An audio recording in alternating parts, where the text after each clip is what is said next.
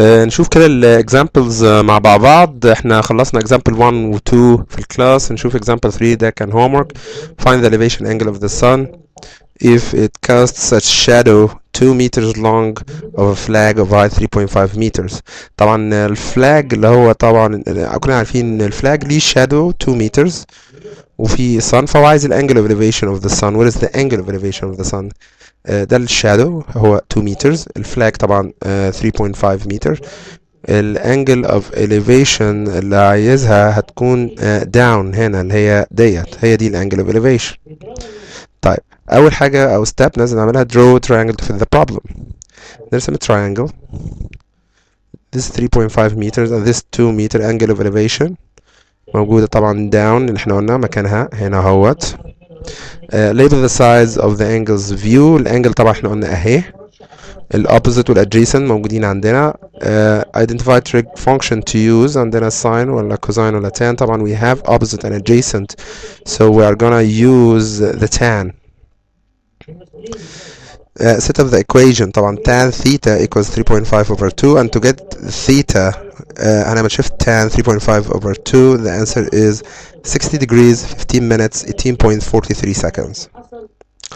طيب example 4. An airplane of 1000 meter high was observed from a point on the ground. This is the observer موجود تحت هنا، ده طبعا الobserver. And on the ground at an angle of elevation 25 meters. Find the distance between the plane and the point of observation and the moment of observation. طبعا ال eye level اهو، يبقى هنا دي كده ال angle of elevation. This is the height of the plane. It's 1000 meters. زي ما قلنا ال steps بتاعتنا draw the triangle to fit the problem.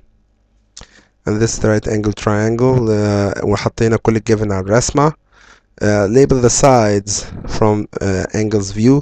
هو طبعا عايز ال hypotenuse اللي هو دوت. And this is the opposite. I don't need to label the adjacent، فأنا هعمل label الاتنين دول بس. identify trig function to use. دي الستبس يا جماعة علشان نحل بيها أي question في الانجل of elevation and depression. We have sine, cosine and tan. We have the opposite and we need the hypotenuse. يبقى الرول اللي هستخدمها هنا أكيد هي تبقى sine. So set up the equation. So sine 25 degrees 17 minutes equals 1000 over h. It's abbreviation for hypotenuse. Cross multiplication to get h, and the answer would be 2341.4 meters. Example 5. From a point of a tower 70 meters high, the angle of depression of a car. يبقى الobserver هنشوف هو مكانه فين. In the same horizontal plane with the base. So with the same horizontal plane with the base is 25 degrees 40 minutes. Find the distance between the car and the base of the tower.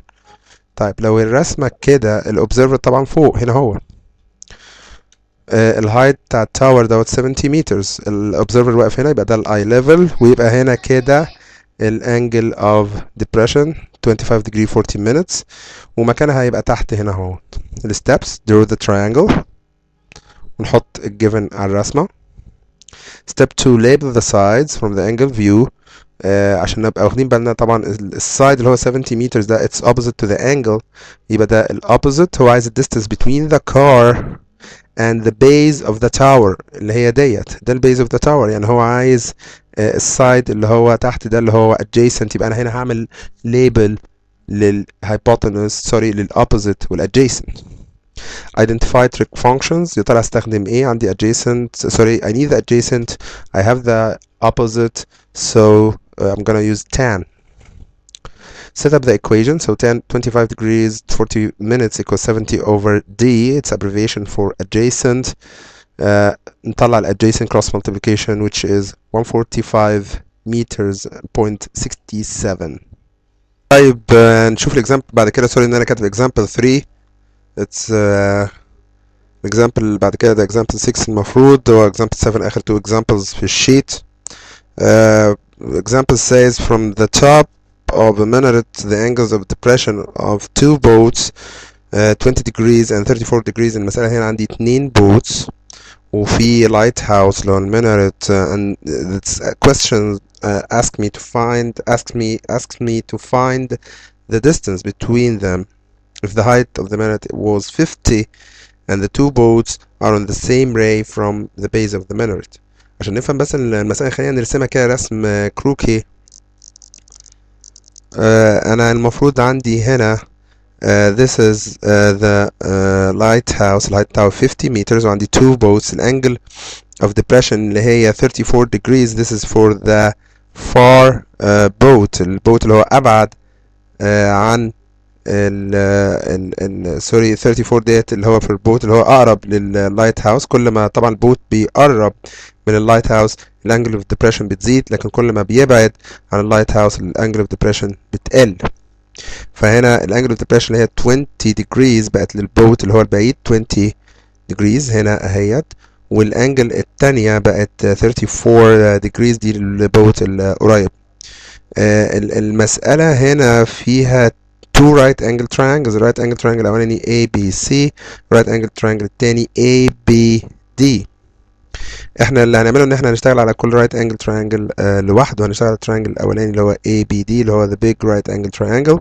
This is the angle of depression. بقت هنا تحت اللايت هاوس الهايت بتاعه 50 meters. I need to find the distance between the boat and the base of the lighthouse which is the distance dB.